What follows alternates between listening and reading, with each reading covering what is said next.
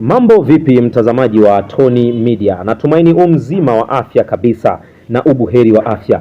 Bana, leo nataka nikupitishie kuhusiana na story tu ya dabi ya Kariakoo. Yaani hii dabi haijaanza sasa mtazamaji wa Tony Media. Ni miongoni mwa dabi ambayo ilianza toka enzi na enzi. Yaani kwa maana ya kwamba mchezo wa dabi ya Kariakoo umeanza zamani sana. Bana, leo kwenye Tony Media tumekuandalia tu historia ya mchezo wa dabi ya tarehe 6 ya mwezi Mei ya mwaka 2012. Simba waliondoka na ushindi wa goli 5-0.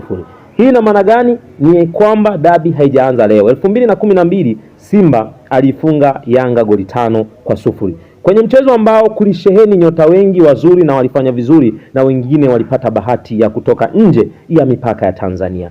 Tuanze na kikosi cha Simba ambacho kikosi cha Simba kilisheheni na nyota ambao walifanya vizuri sana kwenye huo mchezo.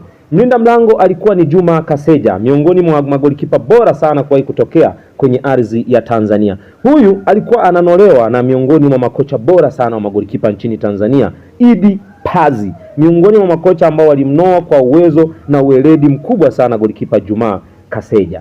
Bana, alikuwepo Shomari Kapombe, Shomi Zewei almaarufu Baba Esther, ambaye mpaka sasa yuko kwenye kikosi cha Simba. Na huyu ndiye mchezaji ambaye alishuhudia kushinda goli 5 lakini alishuhudia kufungwa goli 5 kwenye mchezo wa dabi ya Kariakoo. Huyo ni Shomari Kapombe. Bana, alikuwepo Nasoro Masudi Mwite Cholo, miongoni mwa wachezaji ambao pia walikuwa na ufundi mwingi na ubora mwingi sana kwenye karia yake ya soka. Alikuwepo Amri Maftari. Ukisikia Amri Maftari kwa enzi hizo ni miongoni mwa wachezaji bora sana. Alikuwa pia ni mchezaji ambaye alikuwa na uwezo wa kupiga free kick ama mipira ya kutenga. Alikuwepo Kevin Patrick Yondani Mwite Cotton Juice, miongoni mwa wachezaji ambao pia alicheza pande zote mbili, yaani Simba akacheza pia Yanga. Huyu ni mchezaji ambaye pia alijiunga na kikosi cha Ken Gold, lakini amepita vilabu vingi tu nchini Tanzania. Alikuwepo Uhuru Suleiman, miongoni mwa wachezaji bora pia kwa karia yake kwa enzi zake za mpira. Mwaka 2012 Uhuru Suleiman alikuwa kwenye kiwango bora sana. Alikuwepo Felix Sunzu. Huyu ni mchezaji ambao watu wengi sana huuliza na kutamani kumfananisha na mchezaji aliyekuwa na kipiga kwenye kikosi cha timu ya Zambia ambayo ilichukua ubingwa wa AFCON.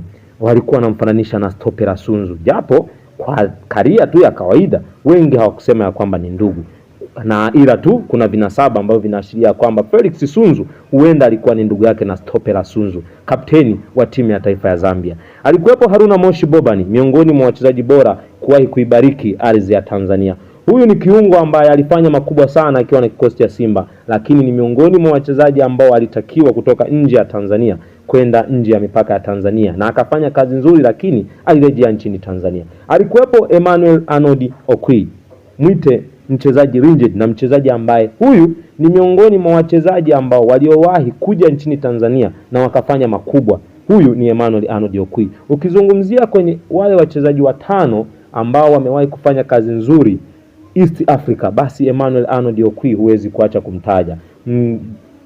Mchezaji huyu raia wa Uganda. Alikuwepo Mwinyi Kazimoto Mwite Mwinyi Kazimoto Mwitura, miongoni mwa wachezaji ambao ni wakongwe mno kwenye karia ya soka, lakini ni mchezaji ambaye alifanya makubwa sana akiwa na Simba.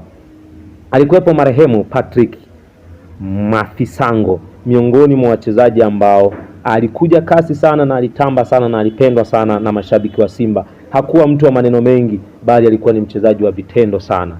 Mungu ailaze pema roho ya legend, mchezaji bora sana Patrick Mafisango. Kwenye mchezo huo bana, mtazamaji wa Tony Media, Emmanuel Arnold Okwi alipachika mabao mawili, lakini Patrick Mafisango aliingia kambani pia.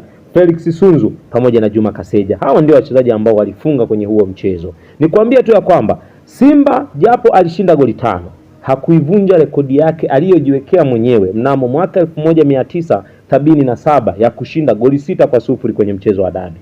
Bana, kikosi hicho kilikuwa kinanolewa na Milovan Sirnovic. Huyu ni Mserbia, kocha ambaye alifanya makubwa sana akiwa na kikosi cha Simba, huku akisaidizana na Richard Amarite, miongoni mwa makocha bora kutokea Uganda. Huyu ni kocha kutoka Uganda, ila alikuwa anafanya kazi na kocha kutoka nje ya mipaka ya bara la Afrika. Hiyo ilikuwa ni tarehe 6 ya mwezi Mei ya mwaka 2012. Usisahau kusubscribe, tufuatilie YouTube, Facebook, TikTok pamoja na YouTube. Mimi ni Potembo na hii ni Tony Media.